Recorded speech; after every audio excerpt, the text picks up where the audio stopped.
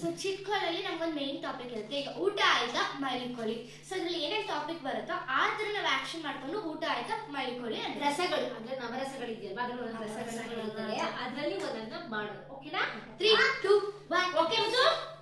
Okay 3, 2, 1 start. Okay ನಂದು dance. ನಿಂದು sad. ಮುದ್ದು ನಿಂದು ಖುಷಿ. ಖುಷಿ. ಅಜ್ಜಿನ ಕೋಪ. ಮುದ್ದು ಖುಷಿ.